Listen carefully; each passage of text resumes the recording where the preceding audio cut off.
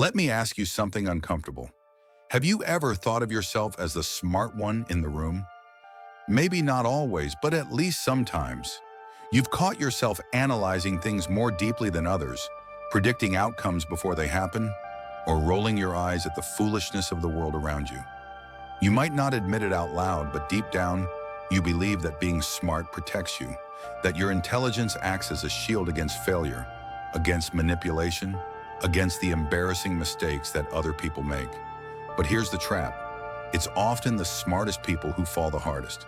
Not because they aren't intelligent, but because their intelligence deceives them. The smarter you are, the more dangerous the illusions you build for yourself become. And the world has known this for centuries.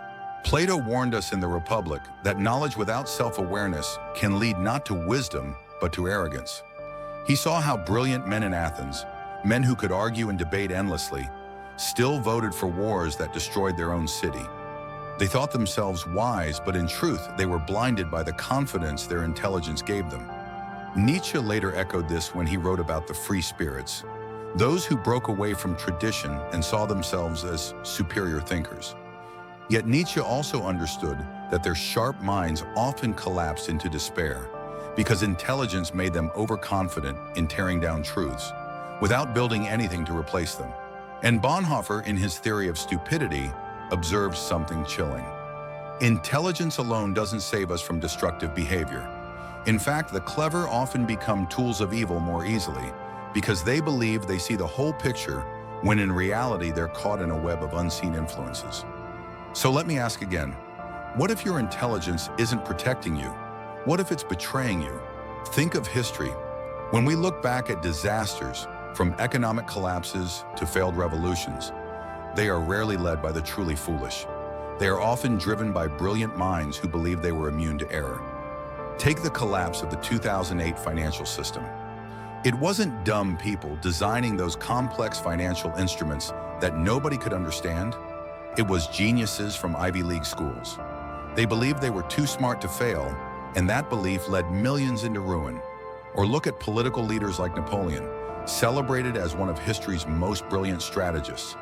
His campaigns reshaped Europe, and yet his intelligence convinced him that invading Russia in winter was a risk worth taking. A single catastrophic miscalculation turned his empire into ashes. It's the same pattern over and over again. Intelligence blinds as much as it illuminates. But why does this happen? Why do smart people make such terrible mistakes? Psychologists call it overconfidence bias. The smarter we are, the more easily we believe in our own conclusions, and the harder it becomes to accept doubt. It feels humiliating to admit that despite your intelligence, you're still vulnerable to the same human flaws as everyone else. So instead, you double down, convincing yourself that you see what others can't. It's like a chess master who grows so proud of his strategy that he misses the obvious pawn threatening his king. Intelligence narrows your vision because you start trusting your own mind too much. And then there's the Dunning-Kruger effect, which usually gets explained as stupid people thinking they're smart. But there's another side nobody talks about. Truly intelligent people often underestimate how much they don't know. Their intelligence creates a false ceiling. They climb high but believe they've reached the top, when in fact the mountain extends far above them into the clouds. Maybe you felt this in your own life. Think of the times when your cleverness got you into trouble. When you thought you could handle a relationship that ended up breaking you. When you thought you could manage a risk at work or in school, only to watch it collapse. When you told yourself, I'm too smart to fall into that trap, and then discovered, too late, that the trap had been designed precisely for someone like you. Here's the uncomfortable truth. Intelligence isn't the opposite of stupidity. Sometimes it's the very cause of it. This is what Machiavelli understood so well. In The Prince, he argued that rulers who pride themselves on their cleverness often lose power, while those who are cautious, even simple, survive longer. Why? Because cunning creates blind spots. The clever ruler assumes others will act rationally, but humans don't. They betray, they act out of spite, they burn bridges for no reason. The ruler who sees the world only through the lens of intelligence forgets that people are not puzzles to be solved, but storms to be endured. And you, yes, you are living through the same challenge. You might not rule a kingdom, but you rule your life. And how many times have you mistaken cleverness for wisdom? How many times have you believed that outsmarting others was the same as understanding them? Here's a story. There once was a university professor known for his brilliance. His lectures drew students from around the world. He debated, he dazzled, he dominated every intellectual space he entered. One day, a Zen master visited the university, and the professor invited him for tea. As they sat together, the professor couldn't stop speaking, explaining, showing off his intelligence. The master listened quietly. When the tea arrived, the Zen master poured the professor's cup, filling it to the brim. And then he kept pouring. The tea spilled over, onto the saucer, onto the floor. "Stop!" the professor cried. "The cup is full. It cannot take any more." The master smiled. "Like this cup, your mind is full of your own opinions.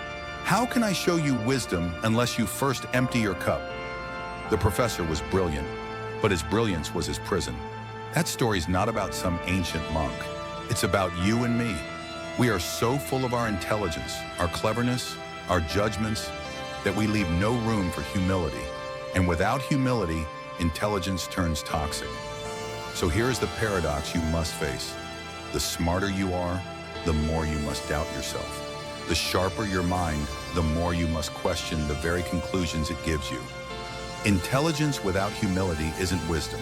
It's arrogance dressed as truth. And maybe this is why every civilization, no matter how advanced, eventually collapses. Because collective intelligence becomes collective arrogance. The Romans thought themselves too sophisticated to fall.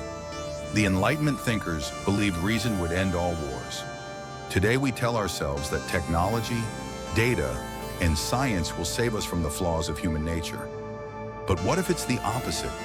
What if intelligence, unchecked by humility, is exactly what destroys us? That's the haunting truth nobody wants to hear. So the next time you catch yourself thinking, "I'm smarter than this, smarter than them, smarter than the mistakes they make," pause. Ask yourself, is that your intelligence speaking? Or is it your arrogance hiding behind intelligence?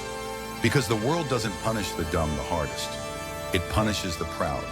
And maybe, just maybe, the wisest thing you can do today is not to prove how smart you are, but to whisper to yourself, "I could be wrong." The trap of intelligence is real, but so is the cure. Humility, doubt, the courage to admit ignorance. These are not signs of weakness. They are the foundations of wisdom. And maybe wisdom, not intelligence, is what will save you. So I'll leave you with this thought. It's not the fool who thinks he is smart that you should fear. It's the smart one who thinks he cannot be a fool. Which one are you?